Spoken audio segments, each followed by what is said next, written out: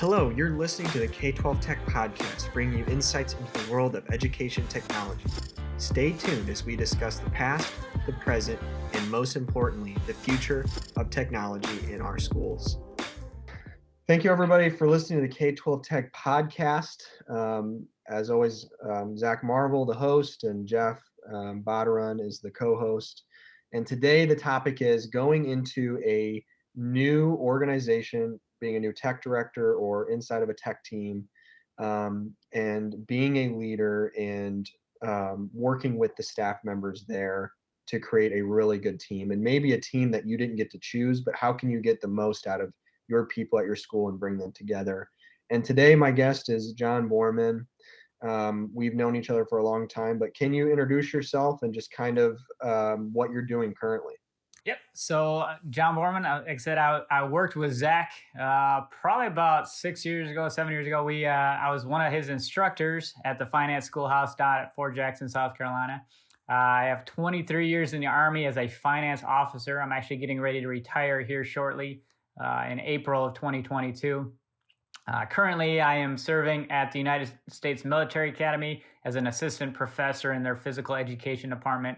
I'm also serving as their chief of staff, so helping to run the department of about 75 people. Looking forward to the next chapter in life as I transition out of service into the corporate sector, working in learning and development, while also kind of launching a virtual coaching and consulting wellness company.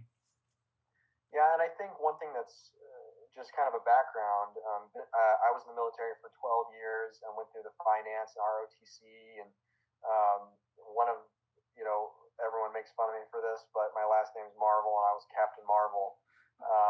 And I just recently got out of the military October 1st of 2021. And one thing I always appreciated about John was he was somebody who had a large focus on resiliency and life balance.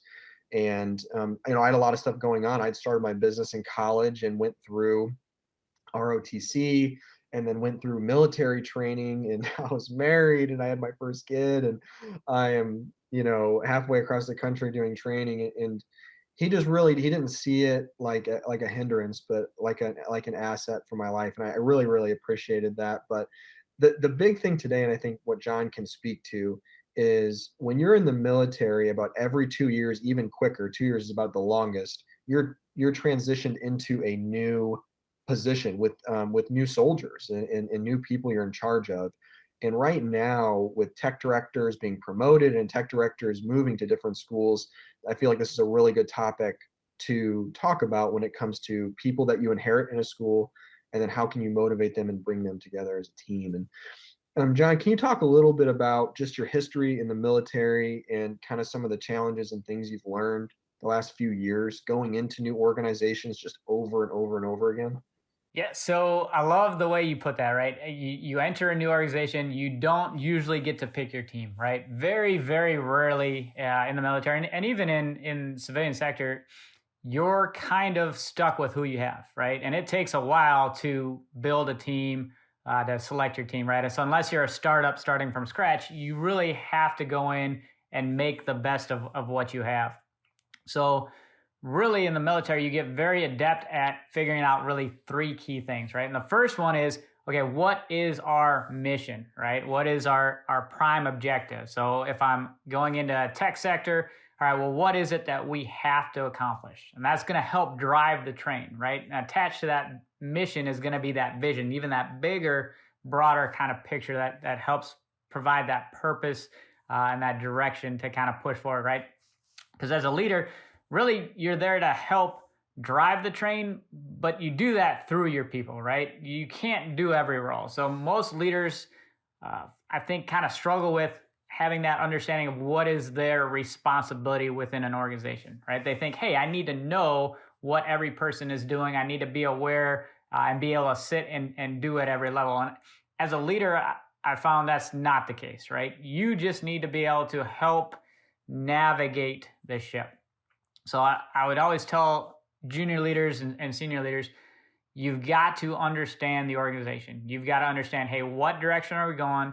How are we going there? And what are the measurables, right? How are we going to know when we're moving in the right direction. So that's the second thing, right? Figure out what are your metrics. How do you measure success? In the corporate world, you guys call them KPIs, right? Key performance indicators. Very, very important that you understand, hey, how do we measure success? Just because everybody's working and because money's coming in, well, are we actually accomplishing the mission successfully? And then the last piece I would say is take time to understand your team, right? That's one of the things that I think really helped me succeed in all of my roles is I really wanted to understand who was on my team. So I would tell leaders, hey, in the first 30 days, sit down and talk to everybody in your platoon or everyone in your company, everyone in your unit, and really get to know them, right? What is it that they do? What is it that they want to do? What is it that are their strengths? What are their weaknesses? What are their hopes and kind of goals? And then you can really understand, okay, who do you have on your team? How can you put them in positions to where you can leverage their strengths? And where can you put them in positions to where they can grow their skills? Because I think a lot of people assume that they're just there for one task, right? I have a tech advisor or I have a customer service rep, and that's all they have to do. But as you talk to people, and as I talk to soldiers, some of them have aspirations that are bigger than that. Some of them have goals that are bigger than that. Some of them have skill sets that aren't being used. So being able to understand who you have on your team is really that third piece. Yeah, you mentioned so many really, really good points there of and number one, understanding your mission, right? From a school, your mission is to make sure that the devices in your environment and your network are running as much as you physically can, right? Like that is your overall mission. And then how can your employees come together and do that? And I see this time and time again where schools will complain, or I'll be talking with a tech director, they'll say like, I've got this guy, he's not motivated, or I've got this female employee who's not motivated.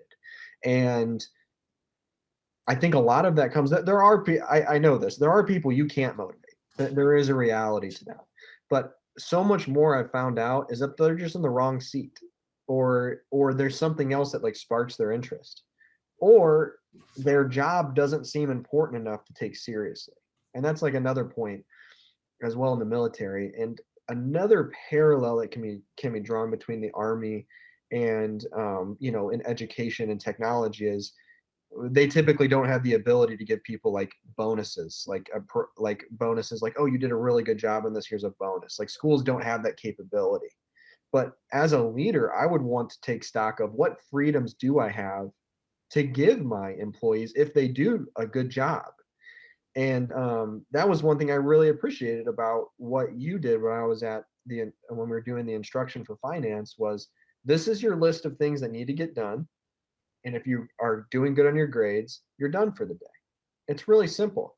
But so many people who work in the government, it's like, no, you get in at 8, you leave at 4 every day, and then however, I mean, a task that could take them 15 minutes, they'll take 4 hours because it doesn't make any difference to them.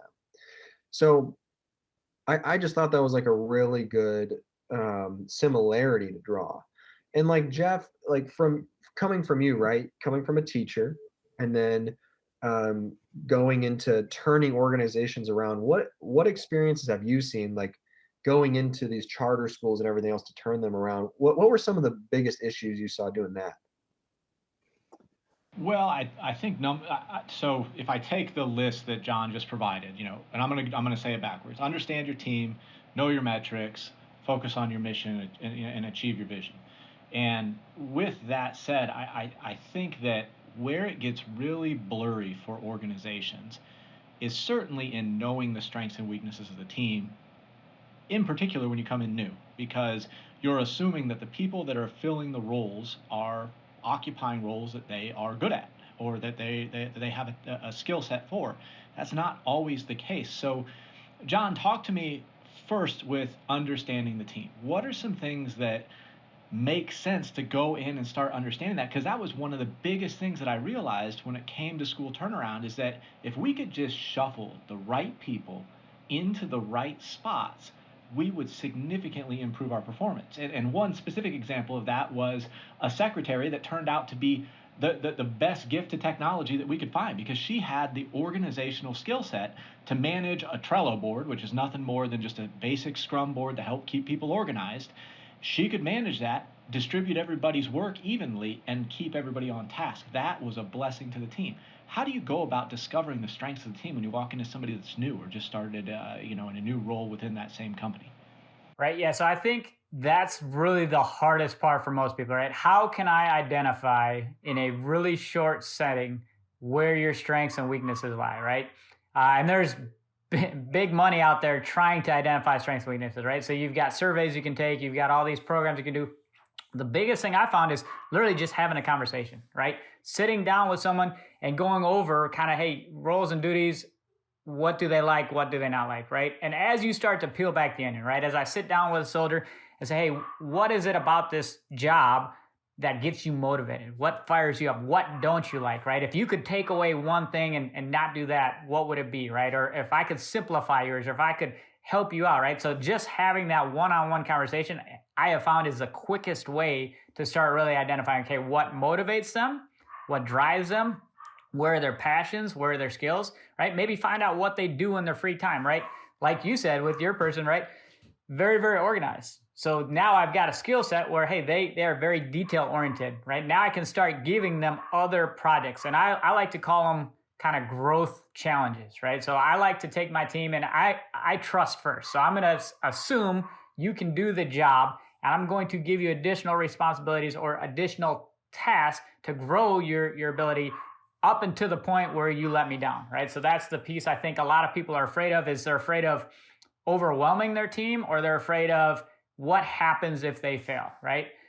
And by doing that, they put them in this nice little safe box with padding, and they don't really stretch them. And I tell people that in life, just like in the military, you have to be uncomfortable to have growth, right? So I have to put you in a stretch position. I have to put you in a deal where you're taking on more responsibility than maybe you wanted, to see, right? Are you going to thrive, or are you going to succumb to it, right? So that kind of push-pull, and that's where the art of leadership comes, right? You need to know how hard to push, how to pull back. Zach, you talked about it, right? How do I motivate someone? Well, I love the topic of motivation, because it's one of those where every single person is motivated slightly differently, right?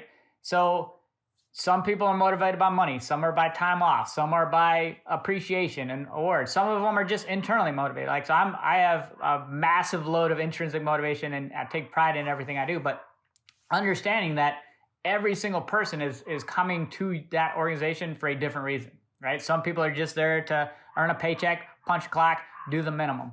Some people are there because they want to do more. So figuring that piece out really, really goes a far way. And again, having that conversation, right? Hey, if you wanted, like, what's going to motivate you to work more, right? How could I influence you? And then just understanding what lever to pull, right? I love the quote of, you can take a horse to water, but you can't make it drink.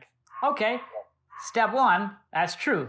But as a good leader, I can ride that horse to make him hot, make him sweaty, make him thirsty, right? I can feed that horse hay to make him thirsty, right? So there's other opportunities. Just because the horse made it to the water doesn't mean we're done, right? There's still other things I can do to help get that horse to drink water. So that's where I think as leaders, like, just because the incentive of a promotion or just because the incentive of pay wasn't enough, okay, well, there's something else. There's some other type of trigger. You just have to take and put in the time and the effort to do it. And really the fastest way is those conversations. You have to have an open door, small sensing sessions, right?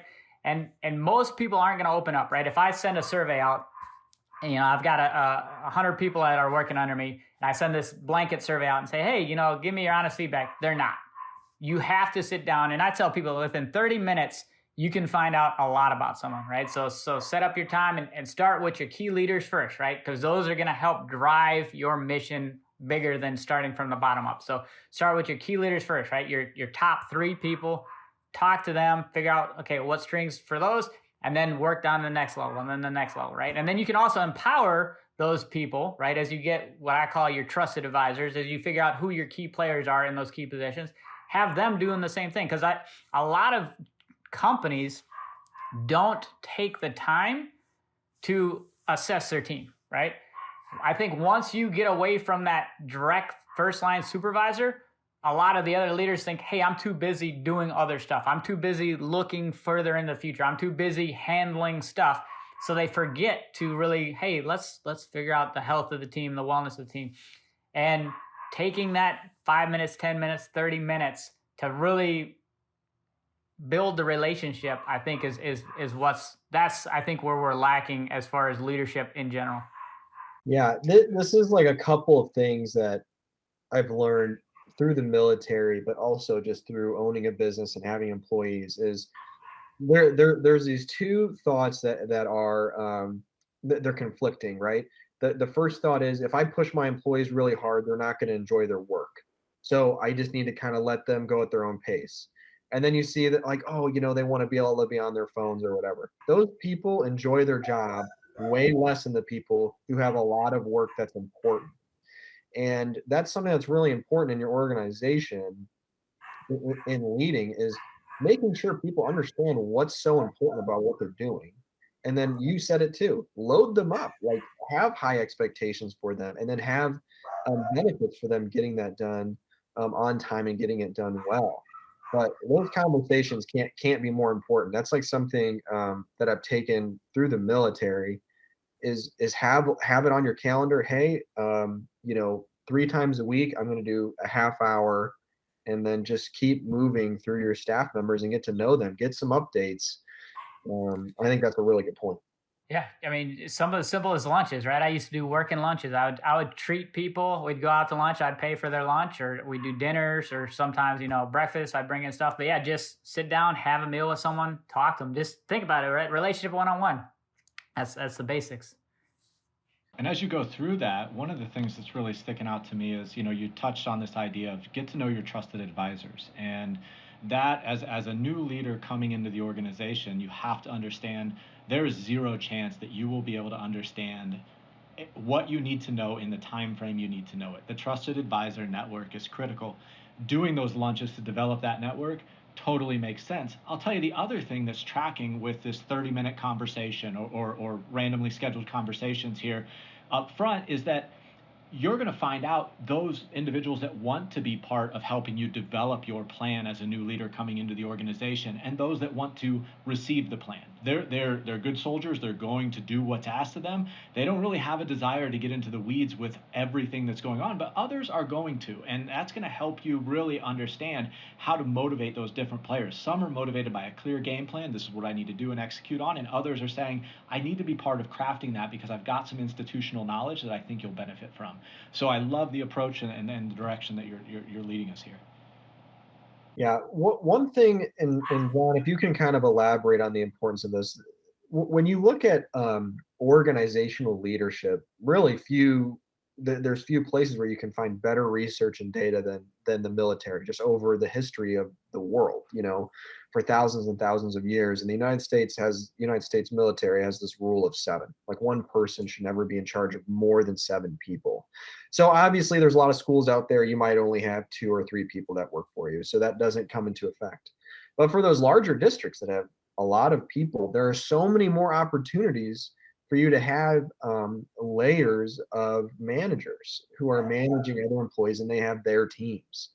Can you talk a little bit about that and about who you're looking for to be a team leader? Like maybe it's not they're the most technologically minded or the most specific minded. Like what attributes are you looking for in somebody Right. to be a leader under you? Yeah. So and I could appreciate this in kind of the tech sector, right? I'm sure you have a lot of people that are very, very smart at what they do, right? And in the finance world, we have the same thing, right? I have soldiers that are amazing at what they do. They can do their task without even looking, right? They don't have to look it up. They don't have to research. They know how to code. They know how to program. That doesn't necessarily make them a good leader, right? So just because you know how to do your job very, very well, there are key personality traits and key qualities and key attributes that really help define a leader. And that's what you need to look for, right? What you want to do is identify the people that, one, know how to connect with others, right? Because at the end of the day, if you're leading, it is a people business. Regardless of what industry you're operating in, the ability to lead is the ability to influence others, right? And if I cannot make a connection, there's no way I'm going to influence you, right? The days of leading out of fear are gone, right? No one's going to work for a boss that's just leading because I said so. So step number one is find the people who can actually make connections. They know how to have that emotional intelligence, to be able to talk to people, to be able to actively listen, to be able to understand where they're coming from. That's the first thing. Second thing is you've got to have people that are driven to performance, right? You want someone that's going to be very cognizant of their time and their resources. Some people that are very good at connecting spend too much time worrying about the connections, right? So I've made the mistake before of putting the mama bear in charge of the unit, and she's too worried about, hey, kumbaya, let's bring everybody together, let's all just talk about it, and then the job's not getting done. So you need someone that has that balance of, hey, I can also still keep track of the requirements. I still also know what needs to be done when, so I can set priorities. And then that third piece is you need someone that has the ability to be an honest broker. And this I have found is getting harder, harder and harder to find, right? The ability to have candor, the ability to give feedback when it's possibly gonna upset someone, right? The ability to be honest about someone's performance. Hey, you're not able to toe the line. Hey, your performance is lacking. Hey, you're not showing up the way you should be, right? To be able to sit down and have that honest conversation is becoming harder and harder to find because everyone's worried about being the bad guy. Everyone's worried about being the hammer. Well, a good leader, you can be both, right? I can be both the hammer and the glove, right? I can help soften the blow, but I need to give them feedback, right? I'm not going to sit there and tell my team, hey, you're doing amazing things when we're failing at our mission. So that's those three characteristics is what I'm going to look for if I'm going to promote someone to be a leader. Yeah, and one thing you brought up is very specific, like very important, and we touched on a little bit, KPIs. It's going to be very hard to have somebody to uphold rules if they're not clear, and very hard to approach somebody in a healthy way if that person doesn't know that they're not already meeting those expectations. And one thing that we've had to make an initiative in our business is we have it's not a scorecard, but essentially it's a way to measure somebody's productivity in the workplace, and everybody can see everybody's numbers. We have a big like 70-inch TV, and everybody's numbers are up there. If they were tardy or whatever, it's just out for everybody to see. So when we call somebody, in for a meeting, they know exactly where they stand. There's no question. They're like, oh, I thought I was killing it, and then they get taken down a couple of notches, right? But what that allows us to do is they come in more with some humility and being like, hey, I know I need to improve, and you can build upon that. But if you're taking people off guard and they don't know if they're performing well or not, that's on your job as a leader to make sure they know what's expected of them, and know how they're doing at all times. Is there a way you can do that inside your organization? Right, yeah, azimuth checks, right? That's what we call them in the military, right? The ability to always know where you are, right? Either within your rank and file, so rack and stack, right? Because that's what I have to do. If I have 10 lieutenants working for me, at the end of the rating cycle or the end of the year, I have to rate them 1 through 10, right? And the person who's 10 should have a very good understanding of why they are 10th. The person who's first should have a very good understanding of why they're first, right? So having the ability to give that honest azimuth check. Hey, are you on glide path? And then the other piece is, do they know what success is, right? Do they know that, hey, at your company, I have to show up to work on time. I have to do X amount of tasks a day. I have to be able to do this, right? I have to have a rating of X, right?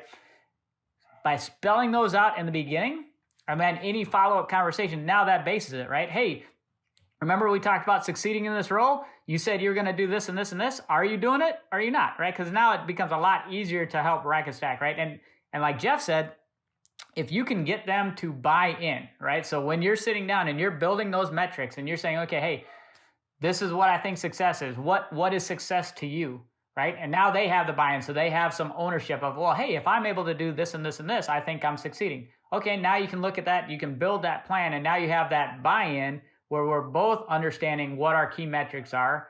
And I can provide value because it's very, very clear. And I think clarity within any organization is key, right? If you don't know what you're being graded on and you get that grade report at the end, you're going to have some tears or some anger where you're like, hey, look, I thought I was doing awesome. No one told me different.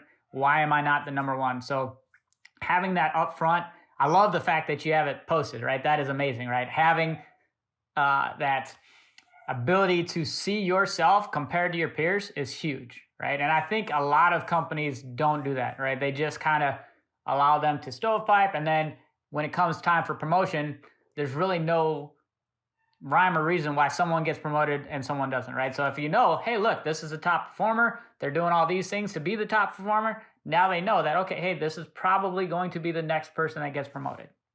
Yeah, it's really difficult from the military standpoint of unfortunately the biggest driver, especially at the lower levels, is time and grade, right? You're Correct. meeting minimum standards and you're there for a amount of time. And I think that's why the military is struggling to keep good people who are motivated and are creative and how to get jobs done. That's what's really hard, right? And it's not even against the military. It's hard when you're an organization. I mean, I don't know. I think it is the largest It is. employer. Well, it's the largest organization. Trying to get promotion, it's tough. You're right, especially on the officer side. That's where you see it the most, right? Because like look at you. Look at all the grads, right? That you come out of school. You've got a degree from a top school. You've got opportunities out there, right? And if you know that in the first 5 years, no matter how hard you work, you're only going to get promoted to captain, right? No matter how much you do, you're going to cap out, right? So I think what you see is at that 5 or 8 year mark, a lot of really, really dynamic leaders leave the forces, right? They either jump out completely or they shift from active duty into a guard or reserve. So that way they can then take their talents and help, accelerate their projection. Because then in the corporate world, it's different, right? If I come in and I'm hard charging, or if I have my own business and I'm hard charging, I can really accelerate that trajectory, that promotion. And on the officer side, it isn't. And the Army's done a lot to try to improve that, right? They've done a lot of where they've tried to, hey, let's remove the dead weight with targeted evaluations and being more specific with what we're doing for grading criteria. But they haven't really mastered, okay, what do we do for those overachievers, those people that literally come in and they're running circles around their peers? They haven't figured out that solution. So it is very hard to see, okay, do I grind it out for 20 years, having the same expectation that the lowest performer will also get in 20 years, right? So and it's tough. And I think the bigger the organization, the more that becomes prevalent, right? The ability to promote and recognize talent becomes harder. Yeah, agreed. Jeff, one thing I wanted to touch on, we touched on this a little bit in a previous podcast about removing the ceiling for your people. So I think there's two sets of leaders, right? There's leaders who are like, I am here for my people, for their future with me or without me, they're going to succeed. And then there are people who are like, I'm here to look good. So you guys just need to stay in your spots and I'll take care of it. So Jeff, you kind of alluded to, your goal is I'm going to bring you in, I'm going to get you experience so that you can go off and get that higher position. Can you talk a little bit about that and that focus? Well, so elevating individuals that you are directly supervising has to be part of your overall strategy. They have to feel that you are helping them get to the next rung. The way that you do that is, quite frankly, through clear scorecards that you guys have been talking about. There has to be a clear understanding of what folks are essentially aiming for and how what they're aiming for ties back to the overall organizational goals. And I tend to find that that's a component that's lacking, is people lack an understanding of why they're being asked to do what they're being asked to do and how that contributes to the bigger picture. So making sure that you truly have an environment where your key performance indicators from one level feed into the goals of the next level and so on, so that you can see that my contribution here is going to help me help the organization, and in doing so help me elevate myself. Now, as you think about retaining folks and promoting folks, yeah, there's things that you have to know about your organization coming in, and especially as a new leader, it's assessing this, which is, if I get a highly talented person, what are the chances that I am going to be able to retain that person for 1 year? Sometimes it may even be 6 months, right? But 6 months, 1 year, 2 years, 3 years. You have to know that, because that's also going to influence the systems and the processes that you ultimately end up developing, and the KPIs that you measure against. So is the work that they're doing repeatable? if it needs to be repeatable because you expect quick transitions, then that ought to be a KPI. And this is where actually, like, I'd like to kick it back to John because I'm curious. And that comes to the second thing that you mentioned. So the first thing was understanding the team, and I think that we really touched on that, in the first part here. But the second part was metrics. So as a new leader, I've got to come in and I've got to determine what are the most important metrics for me to be looking at. What are the most important metrics for those that report to me to be looking at, and figuring all of that out within a pretty short time frame. Talk to me, how do I do that if I've just walked into a new role? Right. Yeah. I think measuring results, right? KPIs, identifying, hey, what is it we're going to measure? How are we going to assess it? Where are we capturing data? Who's capturing the data? How are we reporting it is key. And that's where I think a lot of organizations struggle when a new leader comes in and wants to change the focus or wants to change the deliverables. Right. I think as a leader, you have to assume that whatever KPIs have been operating on that company are valid and useful, right? Because that's what got them to that point. What I would suggest is digging into those and saying, hey, are we actually measuring the things that matter? Are we measuring the things that move the needle?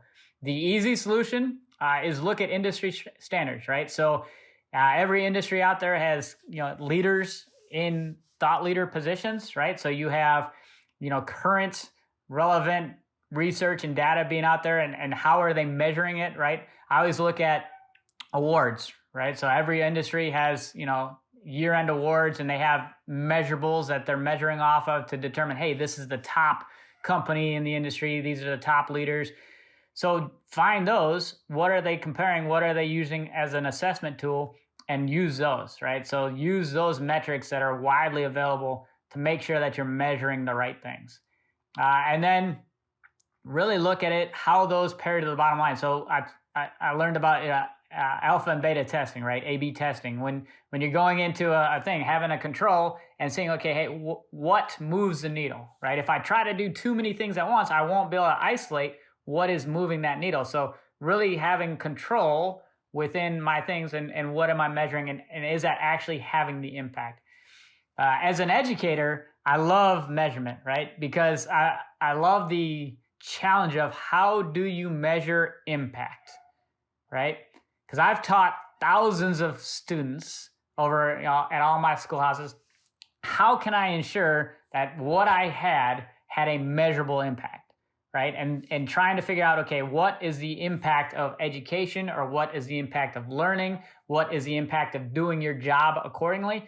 Those are the things that I don't think we as educators, or even in the industries, do a really good job at seeing, okay, those qualified and quantifiable tasks, how do you measure those effectively? How do you get those end results? When you have that all-star that only work for a short time, those measurable results that happen once they're gone, and it's tough.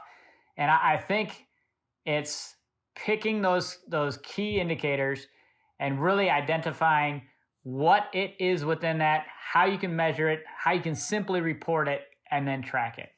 And for me, I always just take, hey, what are we using as the initial, right? So when I sit down with the leader, all right, what were you guys being graded on? What did success look like? How are we measuring it?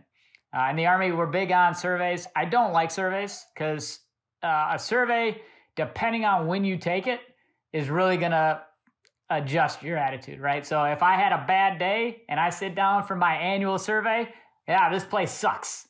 Everybody sucks. It's a horrible job, no balance. So I always caution people about using like one and done surveys. You need to have something measurable, something where I could bring in an outside consultant. They could sit there for a couple of days and they could give you measurable data, right? So you need, whether that's tied to hours, whether that's tied to performance, whether that's tied to dollars coming in, client acquisitions, customer satisfaction, something. It's got to be something that is black and white measurable to where you don't have the ability to lie to yourself, right? And as a leader, I think a lot of times we want to see positive, right? I want to see good results. I want to see success. Well, you have to have a metric in place that is not fallible, right? Something that, hey, it's the God honest truth. And now you have that reality. So I think that's one of the biggest challenges. So I always say, hey, start at the industry standard and then adapt from there. Now, Zach, I want to get back to your question too after this, which was, what do you do when you have that quick transition? Like, I love the fact that you're talking industry standards, because whether you have quick transitions or you have long-time employees, you're still responsible for hitting the industry standards. So as the leader coming in, you've got to be able to assess your kind of talent portfolio and know, do I need to bring in more talented people? What's going to be the opportunity cost of bringing in more people? It might be quicker transitions. If you make that analysis that it's quicker transitions, your industry standards don't change. Those are the industry standards. What might change is your own goal set, which is, how do I accelerate the rate at which this person reaches a level of competence to quickly serve the organization? And then how do I accelerate that with each successive hire? And those systems and processes are things that we see lacking just in large quantities in the turnaround schools that we have to go into. The systems and processes that allow talented people to come in for a short period of time, make a contribution, leave, and the next talented person to come in and pick up where they left off are just almost completely lacking. If we can get to those as part of the other metrics, we have to be measuring that. The other metrics are important, but we have to be measuring that as we go through. Yeah, I think one thing you said was important, and when I reference removing the ceiling is, you saw it. Like, if you have someone who's extremely talented, I think for a lot of people are like, okay, I just want to make them comfortable, right? That's the last thing you should be doing. Your conversation with those employees should be, what do you want to do? We talked about, like, getting to know them. How can I help you get there? And then how can you help train people to have a lot of your accolades, a lot of your capabilities below you? And that's been something that's been great. And I think this is a great way to judge yourself. And if you're a good leader, is what excites you and brings you value? Is it your own accolades, or is it when employees leave and then they succeed in another organization? And I can tell you, some of my best just joys in business has been employees who have been great and have worked for me, and I've written them just great referrals for any job they wanted, and try to help them get there, and watch them have families and houses and all of these things. That brings like a lot of joy. So as a leader, how are you helping your employees get to that next step? And that might not be with you, but I tell you what, if you have someone who is ambitious and really talented, they're not going to stick around to be weighed down by that. I think that's an important thing. No, but I will add this. And this goes with that kind of sense of joy and pride that you feel as they grow. They feel that same thing too. And if you communicate to that up front, you recognize their talent when they come in. You know that this is going to be a relatively short stop. Hey, we've got 2 years to help you develop these skills. They understand that. Here's what I need from you in return for what I'm going to help you achieve. You've now got somebody who's got your back. You've got that loyalty because you had that upfront communication that you understand this isn't a long-term gig for them, and that's okay, especially in the modern workforce, right? We know that people are transitioning jobs quickly. If we can have that upfront communication about how we are going to help accelerate their career and they're going to help our organization grow as a result of their stepping of them taking that step, I think you get that mutualistic relationship that's so important in today's economy. Yes, that's huge. The piece you talked about, Jeff, with the ability to put in systems and processes in place, right? If I have an all-star on the team, in the Army, we call them SOP, standard operating procedures, right? The ability to capture why they are doing amazing, right? What are the systems they have in place? What are the processes they have in place? How have they mastered that art? And then have that as that transition piece. So once they're gone, that next person doesn't have to start from scratch. And I think we lose sight of that a lot of times, right? I know I've fallen in on positions where it's like, no one left me the guidebook, right? I don't have anything. So I'm literally having to rebuild from scratch, recreate the wheel. So having those in place, right? And as a key leader, identifying, hey, these are my all-stars, give them the time to create those systems and processes. Give them the time to document how they're doing it. So that way now you have that training tool to then use to go. Because that's the other sign of a good leader is, right? Once that key player is gone, you shouldn't have any dip, right? If they were really a good leader, I can plug and play and I can figure out, because I'm forward looking and I'm proactive, and I say, hey, look, I'm about to lose this stud or studette that's crushing it for me. I might have to bring 2 people in to carry the load for this one person, right? But I know that because, hey, we've been making this glide path and I know expectations. I know what I've got. But yeah, in this day and age, Gary Vee says it very well, right? Hire fast, fire faster, promote fastest, right? You've got to be able to really, really figure out how do you incentivize those that are crushing it for you? How do you get them to want to stay? Or if they do need to leave, how do you set it up for success for the person that's going to backfill that person? You know, going back to focus on, let's say I'm a new tech director going into a new a new environment that I'm not familiar with.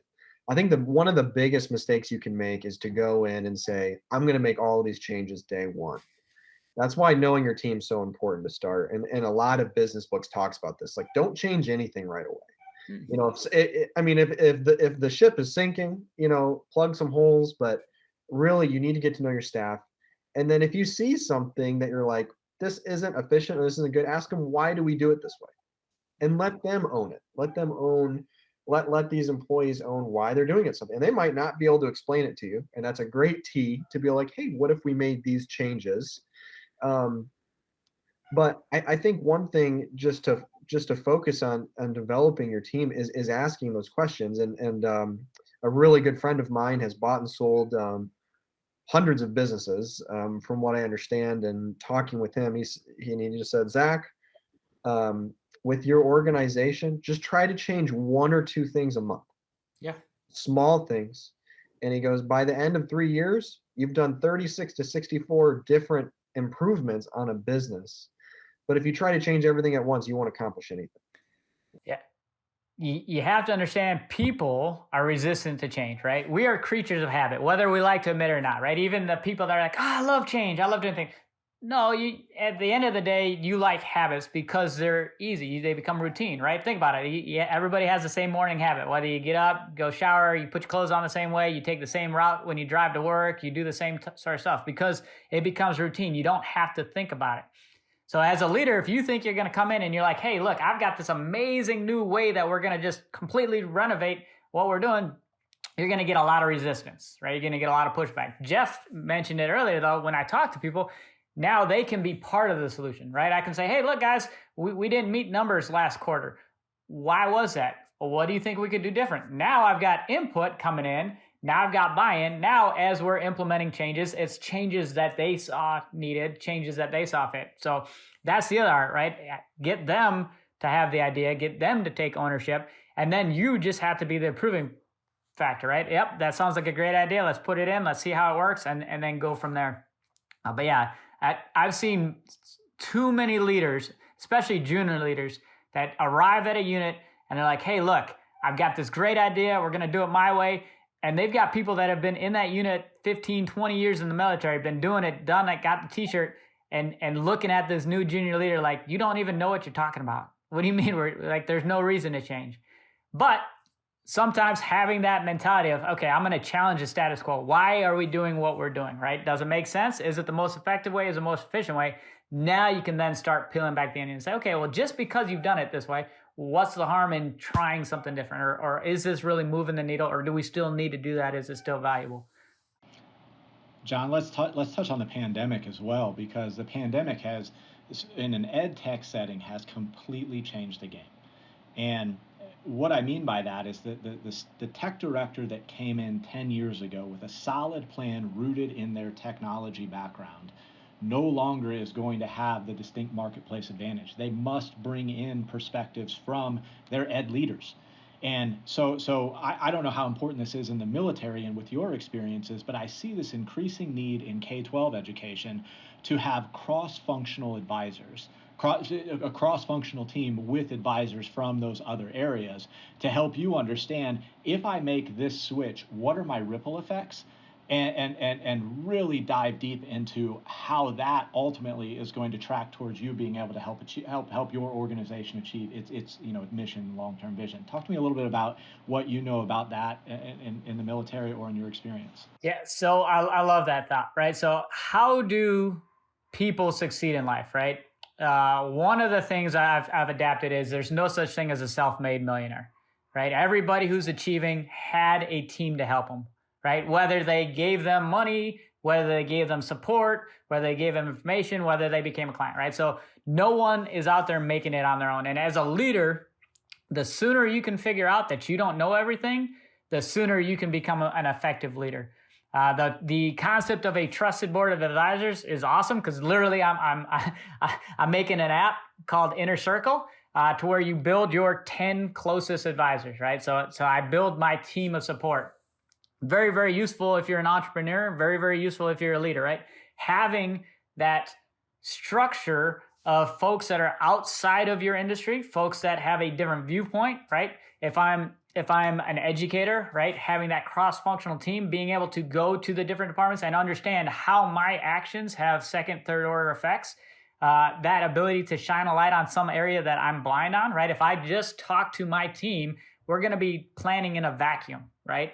And as a tech educator or a K-12 tech person, right, if I'm not talking to the end users and I'm not talking to the administrators and I'm not talking to the teachers, I'm building in a vacuum, and the odds of that succeeding are drastically lower than if I had key players that could sit in on my meetings, right? That trusted board of advisors that are going to help give me that feedback, that honest, no kidding look at, hey, well, have you thought about this? Or who have you talked about that? Or why are you doing it that way? Or what problem are you trying to solve? Or why are you changing it, right? And I think as we evolve in this, right, pandemic has shown us that, hey, look, people are moving and popping quick, right? And having the ability to make those connections and build those relationships and have people that can quickly assess, help you out, and talk across the aisle is huge. Like that's the only way you're going to thrive in this environment. There's no longer the need of, hey, I can just do one thing really well. Well, if you want to lead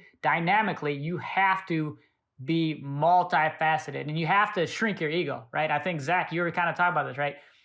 You cannot be going for you, right?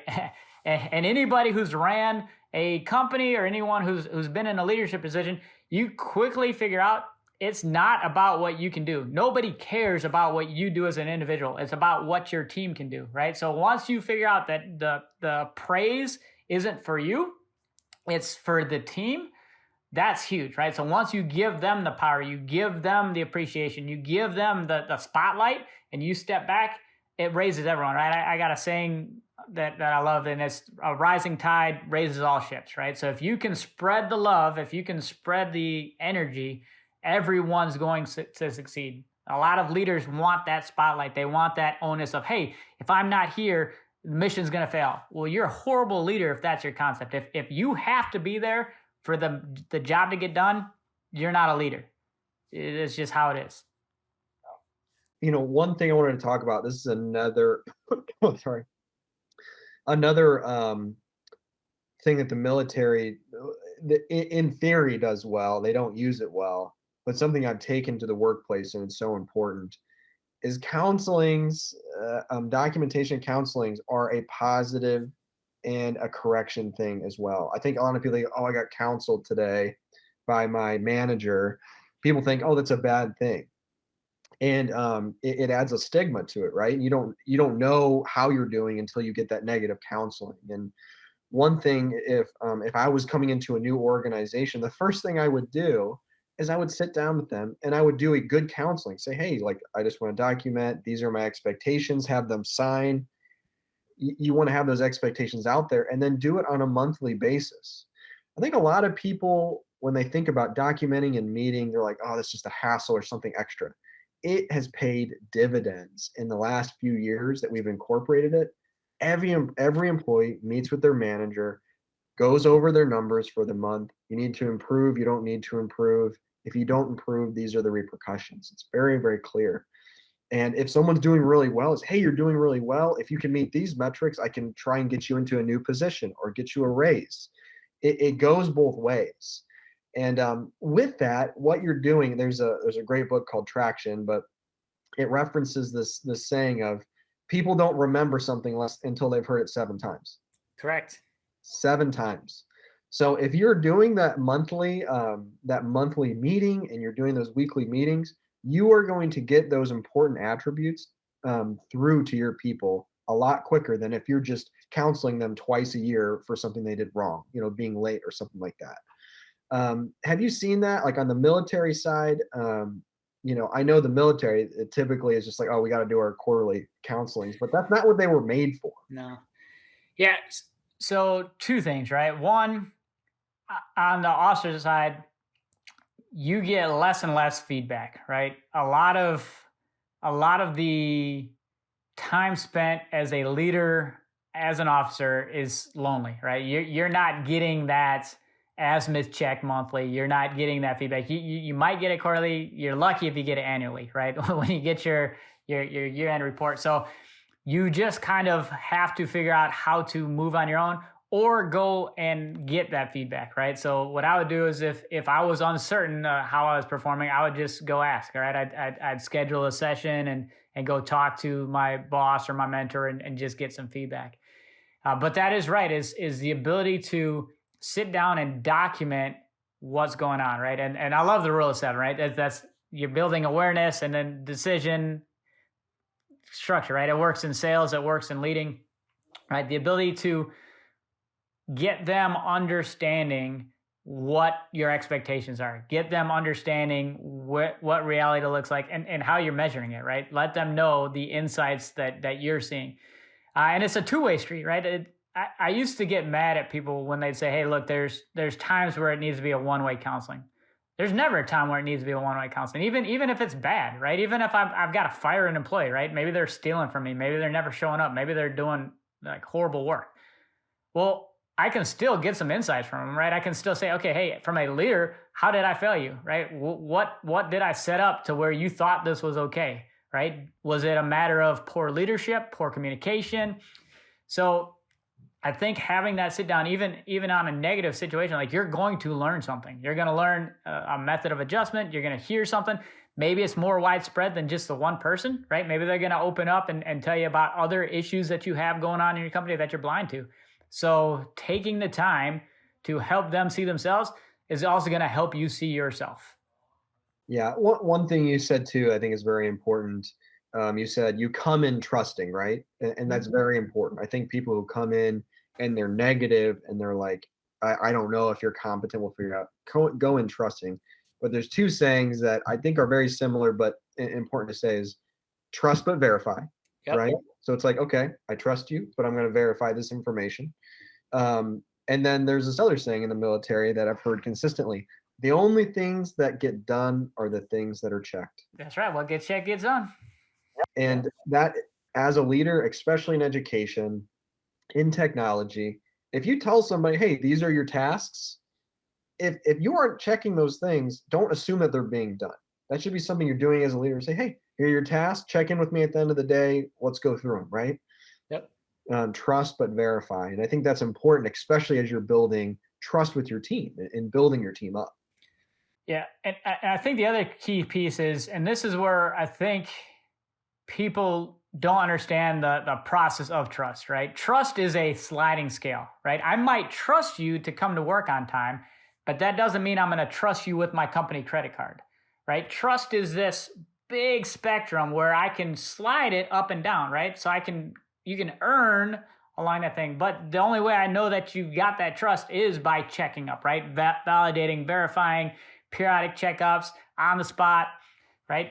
But that's huge, right? If you only have X amount of hours in a day and you have 30 tasks and you can only get to 10 of them, which ones are you going to do? You're going to do the ones that the boss cares about. You're going to do the ones that your leader's going to check at the end of the day, right? That's achieving your priority. And then the rest of them you'll get to if you can. So having a clear understanding with, hey, these are my top priorities. These are the no kidding tasks that have to be done, I think also helps out as well. But yeah, I used to tell people all the time, right? I can give you a task. I can tell you how to do the task, but if I don't go and make sure the task is done, I will never know, right? Because I've given you the properties, I've given you the things, I'm going to assume. And what happens when you assume? It makes an ass out of you and me, right? So that's why I always tell people, don't assume, don't hope in one hand. Hope is not a method. If I hope you're doing your job, I'm doing it wrong. I should know. And I know because I checked or I put someone in position to check or I have checks and balances out there, right? Honest brokers. And the same thing goes for leaders. And this is where I think you see some issues is some leaders think they're above being checked, right? So they don't have positions. So what I always did was I would be honest, right? I PT test, right? As a commander, I wouldn't have to take a PT test if I didn't want to. I could have just, let me just sign away at my card. I made sure that during the PT test, I was the first one to go. So everyone could see, hey, look, I'm doing the same exact standards and the same exact test and the same exact environment as you are. I'm not setting it up to where I'm succeeding and you're failing. So being upfront and honest and having measurables that everyone can see that placed on you, I think also helps as well. So that way you're not just this person on a high horse that's like, hey, do as I say, not as I do type figure as well. Yeah. So one of the last things I want to touch on during this podcast, I think maybe one of the most important topics in where your experience and what you've been through in your life as a leader, resiliency. This is what's really interesting. So you've got this huge transition of people leaving jobs that they were unhappy with, going to different jobs, maybe to make more money, finding out it wasn't what they thought, going back to another job. I mean, to be honest, I would say about 50% of the employees that have come to work for us recently have taken pretty drastic pay cuts because they're miserable. And we've at K-12 Tech, we really tried to create an environment where the employees have, freedoms to have families and they have their weekends off. And we really work to make our workplace efficient so we can do that, right? We don't have to have, night shift stuff. And not every company has that capability. What I really see is I just see an overall unrest in the world. And how can you as a leader do resiliency training with your employees? How can you help them through that? How can you help them be like, you know what, I have peace where I'm at? Because I think a lot of people they think that changing is going to be the answer. And No. It's not always that. Yeah. So there's really like three things I look at, right? Burnout is real, right? And I think the one thing that now the rest of the world is starting to realize is they aren't as resilient as they thought, right? In the military, you have to be resilient, right? Your entire job is based on your ability to bounce back from adversity. You get deployed, you have a lot of stuff that's not under your control. So you have to either become resilient or you get kicked out, right? You're not going to make it. You're going to get burned out. You're going to get stressed out. I think the pandemic, right, the uncertainty, the stress, the anxiety, right, is building it. And for a lot of people, it's a situation that they have not experienced before, right? It's a level of awareness of the unhappiness, of the grind, of the hustle. It's that lack of balance, right? So on one hand, you have increased stressors. On the other hand, you have this light work-life balance thing that they're trying to do, right? And if I'm working from home, it's really, really hard for me to set up boundaries, right? So, and I'm guilty of it myself, right? I've had positions where I've had my cell phone on me and I'm checking it, trying to make sure, hey, I'm staying on top of stuff, right? But being able to separate your work from your life, right? If you don't have the ability to integrate your work life, you're not going to achieve balance. And that, I think, is really key as a leader. Like, you should not expect your employees to check their emails off of work hours. You should not expect your employees to be doing work outside of work hours, right? If you have training you want them to do, you have to build it into those hours. Don't expect them to be as passionate about your job as you are, right? It's your company. They're going to work only as hard as they have to. So allowing them time to foster their relationships, right? So as a leader in the military, I always made it a priority for my soldiers to be there for their friends and family, right? So if I had a soldier that had a child that had an event coming up, right? Maybe a school dance, maybe a game, I made it a priority for them to go do that, right? Because those big life events only come around once in a while.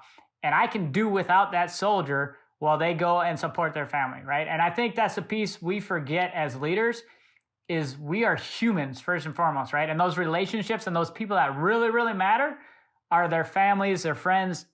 That's the biggest piece, right? And if you're taking care of them, if you're giving them the ability to help manage those relationships, they're going to be a lot less stress at work, right? If they know they can come to me and take time off at a moment's notice, if they know they can come to me and take a sick day and it's not going to be, a negative repercussion, they're going to be much more willing to push forward and work for me.